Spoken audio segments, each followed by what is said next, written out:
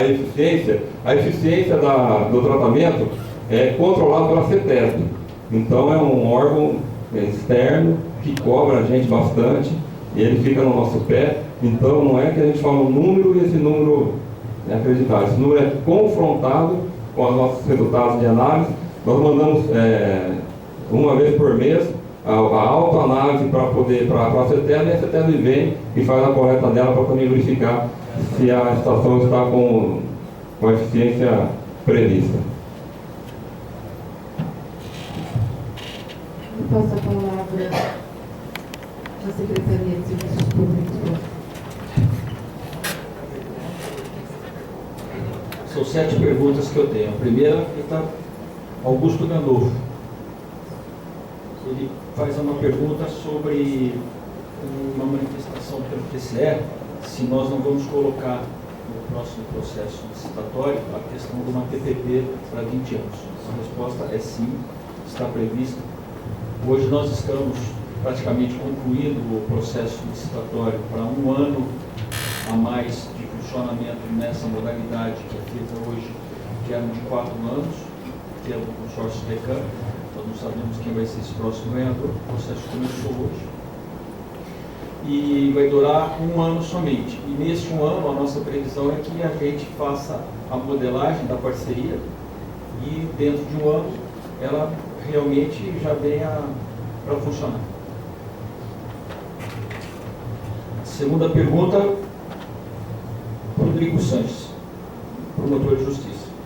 Bem, doutor Rodrigo, sua pergunta da questão de educação. Para ser bem sincero com o senhor, para mim também é um grande desafio eu até poder responder para o senhor como fazer essa troca de informação, esse ensinamento para as crianças dentro da rede de ensino, né? Então, eu vejo de uma maneira muito clara o seguinte, de que o nosso grupo, ele realmente agregue, como já é, né, a Secretaria de Educação, para que dentro das nossas metas aí que vão ter na área de educação, realmente essa Secretaria opine fortemente para saber o modus operandi disso, porque realmente para mim também, que sou técnico na área, né, não na área de educação, é um grande desafio de ter isso de forma bastante eficiente. Outra coisa que o senhor coloca dos ecopontos, que não é uma divulgação de forma correta, eu vou levar isso como sugestão para o nosso pessoal realmente poder revisar, no sentido de ver se algo tem que ser melhorado, nesse sentido que o senhor está sugerindo para a gente aqui, que ele possa ser melhorado. Então, vou colocar isso para o nosso secretário. A outra pergunta é do Sidney Morelli. Ele pergunta se nos próprios públicos são separados lixos recicláveis ou não recicláveis, se há esse tipo de educação. Bem, Sidney, para ser bem sintético, a forma física de você coletar, ela existe. Você não é só em prédio público, em qualquer lugar. Você coloca a lixeira lá e coloca uma plaquinha dizendo aqui esse tipo de lixo, lá é aquele tipo de lixo. A função, teoricamente, que você teria que fazer está lá. Mas o cidadão, ele coloca no que está mais perto dele, de uma forma geral. Não estou realmente querendo falar que é todo mundo assim. Então, eu digo para você que tem essa condição de ser separado, mas que ele não consegue ser efetivamente separado pelas mesmas razões que nós temos na área de educação do cidadão, que ainda não tem esse hábito nosso aqui de fazer essa separação de forma correta. A outra pergunta é do seu Luiz Antônio Iaia, se não me engano. Ele está perguntando com relação a entulho da construção civil e parte de descarga clandestina. Eu falei de maneira rápida, porque o meu tempo estava muito escasso, mas nós concluímos o nosso decreto que regulamenta uma lei municipal que foi feita no ano passado, né, que disciplina a questão da construção civil. Então, nesse decreto, que está em fase final de tramitação interna dentro da prefeitura, existe um quadro de penalidades onde vão estar dispostas lá o tipo de infração e quanto pecuniariamente que vai ser feito em termos de multa para quem fizer alguma descarga irregular ou outras infrações que esse decreto prevê. O que eu posso dizer também, que o que está sendo colocado aqui na questão do gerador e do transportador, é que nós temos que fazer com que o gerador da obra se comprometa com o resíduo dele, que hoje não é. O transportador, ele é contratado por aquele serviço, Então, a caçamba vem com muito coisa a mais do que deveria vir.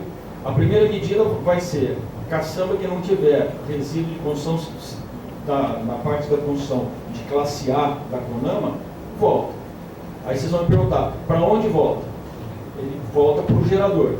Logicamente, ele pode fazer alguma descarga clandestina, pode, mas nós temos que passar por esse momento de aperfeiçoamento desse sistema até nós termos um ponto correto para esse tipo de resíduo. Mas uma coisa que é prevista nesse nosso regulamento é que o gerador ele vai ter que se comprometer através de plano de gerenciamento de resíduo previsto na Lei de Política Nacional de Resíduo, no ato que ele entra com o coprojeto aqui na própria prefeitura, ou seja, quando ele aprova a construção, ele apresenta o programa de gerenciamento de resíduo, onde ele vai ter que separar os tipos de resíduos. E na fase do CCO, que é o certificado da obra que está já pronta, ele vai ter que comprovar o envio daquele resíduo que foi comprometido nesse plano junto a nós. Ou seja, vai haver o vínculo do gerador, do transportador e conosco em termos do projeto da obra em si. É a única forma que nós vemos de tentar disciplinar esse assunto. Eu fiz a pergunta, só que eu coloquei embaixo aí, geradores cujo volume é menor que meia caçamba. A questão do pequeno gerador, A questão do pequeno gerador, ele... Eu pergunto a cidade de bairro, mais de 40 anos. A questão do... Isso mapeado na rua. A questão do pequeno gerador... Punir em vez de educar. A questão do pequeno É gerador... tudo gente adulta. Tudo bem. A questão desse pequeno gerador é problemática também. Nós temos ecopontos, que são 9 hoje, que nós temos que crescer esse número, destinados a receber resíduo impuro do pequeno gerador. Mas isso também passa por um processo na área da educação. A outra pergunta é da Emília. A primeira pergunta, qual o papel das 13 cooperativas de catadores de recicláveis no manejo de resíduos? Então, a questão das cooperativas hoje, a coleta desses recicláveis, que ainda é uma parte muito pequena em relação ao todo do resíduo doméstico gerado, ela é feita focadamente pelo poder público e, em algumas vezes, pelo próprio cooperado. Nós estamos tentando melhorar isso aí e alterar a estrutura de funcionamento das cooperativas. Isso já foi alvo de uma meta no programa, ou no plano do ano passado, que nós vamos ter que colocar como meta para o próximo ano. Tá? Eu não quero antecipar, mas vai ser uma meta a ser discutida para o próximo ano. E a questão da parte de reciclagem tem muito a ver também com a sazonalidade do mercado. Então, é um assunto problemático. Eu concordo também. A outra pergunta, só o... Oi?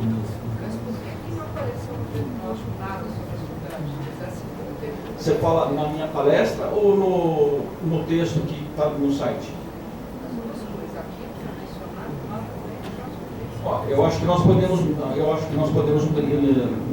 na parte das cooperativas, eu acho que podemos até melhorar, porque no plano, né, do ano passado, ou no trabalho do ano passado, nós tínhamos isso muito detalhado. Nós podemos repetir, não há problema nenhum. A gente está aqui para isso, para realmente discutir, colocar isso como alguma sugestão para a gente, não há problema nenhum. É que desse diagnóstico a gente tentou ser sintético, né? Nós colocamos nas reuniões nossas, para não ser tão prolixo e mais assim sintético e focado realmente no ponto crucial. A outra pergunta é na questão do manejo, pergunta da Emília também, que não foi feita a espacialização na questão desse. Essa pergunta é para a cooperação.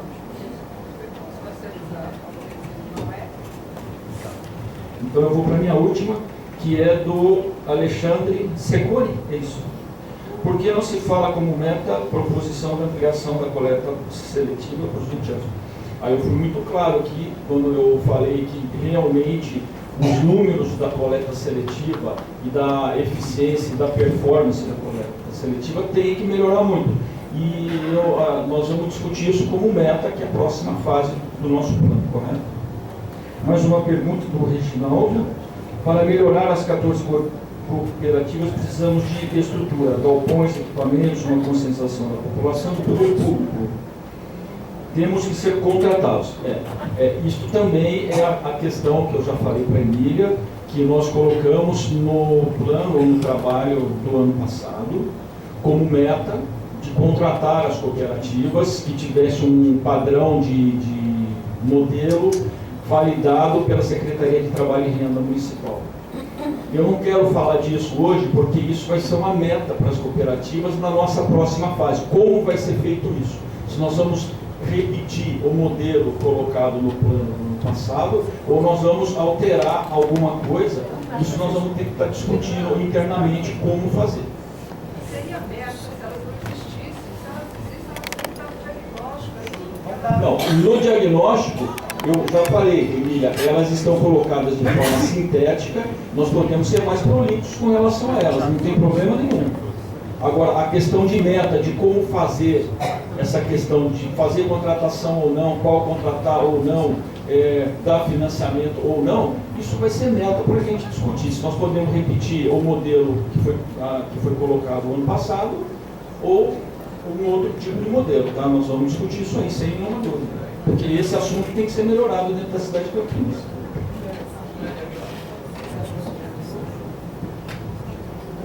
Emília, eu só não entendi você falou assim, só o manejo dos resíduos sólidos não foi apresentado de forma já especializada. Você diz assim, todos os itens?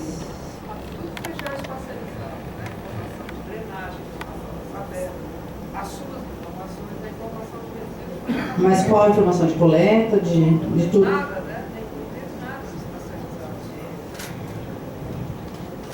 É que a gente especializou aquilo que a gente tinha um endereço ou uma referência. Tem muita coisa que ainda não está disponível, né? Quando, Emília,